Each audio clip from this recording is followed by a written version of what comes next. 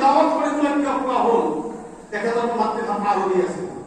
এইকাৰণে কোৱা হৈছিল যে তেখেতৰ উম্মতে কোৰআন পঢ়ে আল্লাহ তাআলা কোৰআনে পালাত ইয়াসৰাউল কুৰআন লিযিকৰি ফাআল মুতাক্কিৰ মই তোমাৰ কাৰণে কোৰআন সহজ কৰি দিছো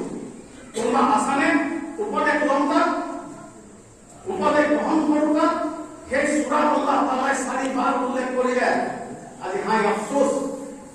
আমাৰ মৌলানা ইয়াকুব সাহেব দিনাৰ কথা কৈছে বক্তব্য মই যোৱা শুক্ৰবাৰ মাকুম মছজিদত নামাজ পঢ়িছো সপ্তাহ বেছিভাগে আমি দিনৰ কামত গাড়ী লৈ ওলাই যাওঁ যেতিয়া সময় পাওঁ বিশেষকৈ অসমত আমাৰ অসমীয়া মুছলমানৰ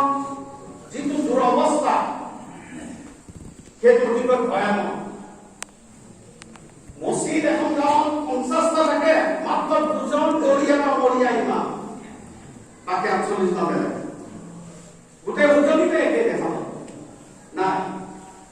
নাই ডক্টৰ বিচাৰক নাই ইঞ্জিনিয়াৰ বিচাৰক না আইএস অফিচাৰ বিচাৰক না কিবা বিচাৰক আজি আমি শিক্ষাৰ ক্ষেত্ৰত আমি পিছ পৰি গৈছো আল্লাহ তাআলা কোৰআনত কৈছে যে জাতিয়ে নিজৰ চিন্তাধাৰাৰ পৰিৱৰ্তন নকৰে সেই জাতিক আল্লাহ তাআলা উন্নতি কৰি নিদিয়ে আজি আমাৰ চিন্তাধাৰা পৰিৱৰ্তন কৰিব মই কোৱা কাৰণ চুনুৰ কৰ্ম শেষ কৰিলো যে আল্লাহ তাআলা কোৰআনত পঢ়িবলৈ দিলে বুজিবলৈ দিলে কোৰআন হিদায়াতৰ কিতাপ কিন্তু আজি এই হিদায়াতৰ কিতাপ আমাৰ পৰা আঁতৰি গ'ল আমি কেতিয়াবা আল্লাহৰ ওচৰত মৰাৰ পিছত আল্লাহে সুধিব যে তুমি কোৰআন বুজিছিলানে আমি কি উত্তৰ দিম আমি কোৰআনত বুজা নাই আজি আমি কোৰআনত বুজিবলৈ চেষ্টা কৰা নাই ভাইসকল যেতিয়া আমি কোরআনত বুজিম তেতিয়া ইন্নাস সালাতা তানহা আনিল ফাহশাই ওয়াল মুনকার বেশক নামাজে বেয়া কামৰ পৰা বচাই ৰাখে বেয়া কামৰ লজ্জাহীনৰ পৰা বচাই ৰাখে উলামায়ে কেৰাম আছে বললে কৈ দিব যে সাহাবায়ে কেৰাম ৰাসূলুল্লাহ সাল্লাল্লাহু আলাইহি ওয়াসাল্লাম কৈছিল ইয়া ৰাসূলুল্লাহ নামাজ পঢ়ি আছে বেয়া কামৰ পৰা বচা নাই তেতিয়া কৈছে তাৰ নামাজে তাক বেয়া কামৰ পৰা বচাই ৰাখা নাই তাৰ নামাজ আল্লাহৰ সবিহিত ভাই বাবা আমাৰ নামাজ আমি পঢ়ি দিলে আমাৰ হাত ৰাখি আমি মনৰ পৰা ঠিক জুমা পুরা জহুর আসর হইছে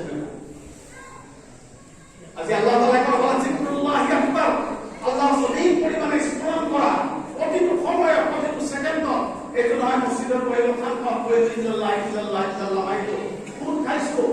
জিনা করিছো ঘুষ খাইছো একো কামত নাইব আল্লাহ তাআলা কোরআনত কয় ইয়া আইয়ুহাল্লাযীনা আমানু তাকুল্লাহ ওয়া যারু মা বাকিয়া মিনার রিবা ইন কুনতুম মুমিনিন এই বান্দাসকল তোমাকে ঠিক উদাহরণ পাওয়া গেছে তোমাকে এড়িয়ে দিয়া আজকে সব প্রবৃত্তি গুলো আজ মুসলিম সমাজ তারা হয়ে গেছে